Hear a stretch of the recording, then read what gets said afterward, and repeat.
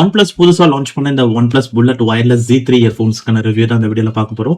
So இந்த Z3 earphones 1800 பிரைஸ்க்கு வந்து launch பண்ணியிருக்காங்க. அண்டர் 2Kல இது ஒரு பெஸ்ட் இயர்ஃபோன்ஸா. ஸோ அதை வந்து இந்த வீடியோல வந்து பார்க்கலாம். இந்த வாட்டி புதுசா ஆரஞ்சு கலர் வேரியன்ட் வந்து கொடுத்துருக்காங்க. இது இல்லாம இன்னொரு கலர் வேரியன்ட் வந்து இருக்கு. ஸோ இது வந்து ஒரு ஃபிளெக்சிபிள் நெக் பேண்ட். ஸோ நீங்க ஈஸியா அப்படி மடிச்சு நீங்க உங்க பாக்கெட்ல போட்டு எடுத்துட்டு போயிடலாம். அண்ட் இது ஃபுல் அண்ட் ஃபுல் பிளாஸ்டிக் தான். அண்ட் இந்த நெக் பேண்ட்ல ஒன் சைடு உங்களுக்கு டைப் சி போர்ட் வருது. அண்ட் அந்த சைடே வந்து உங்களுக்கு கண்ட்ரோல் ஃபங்க்ஷன்ஸ் எல்லாமே இருக்கு. அண்ட் இதுல பேசிக்கா எல்லா கண்ட்ரோல் ஃபங்க்ஷன்ஸும் இருக்கு. ப்ளே பாஸ், வால்யூம் கண்ட்ரோல் அந்த மாதிரி எல்லாமே.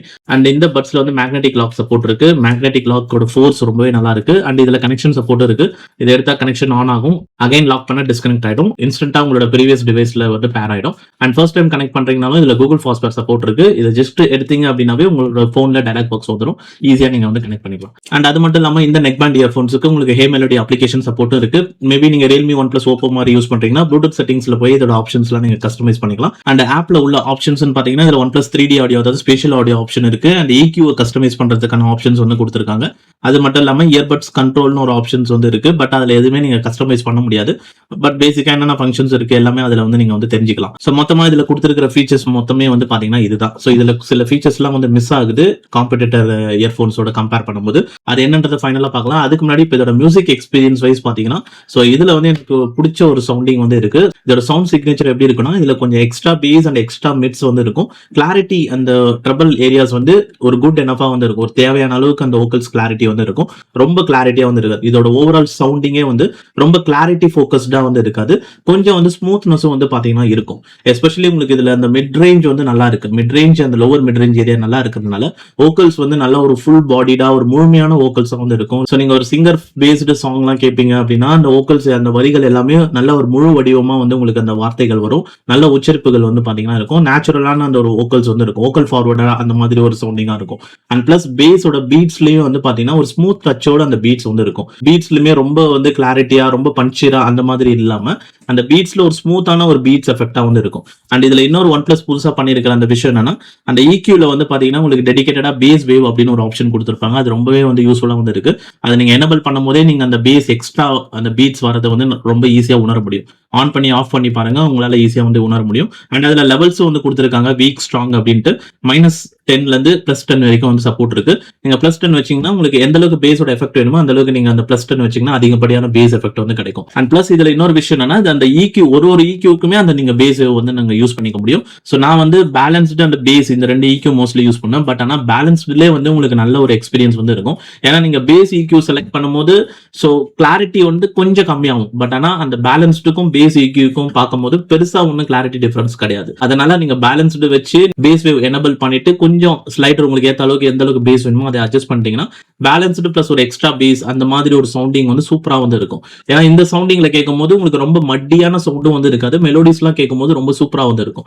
ஸோ இந்த இயர்போன்ஸ்ல கேட்கும்போது உங்களுக்கு மெலோடிஸ் அந்த ஒரு இனிமையா கேட்கறதுக்கு நல்ல ஒரு என்ஜாயபிள் ஒரு கேஷுவலா ஃபன்னா அந்த மாதிரி ஒரு லிசனிங் எக்ஸ்பீரியன்ஸுக்கு ரொம்ப நல்லா இருக்கும்.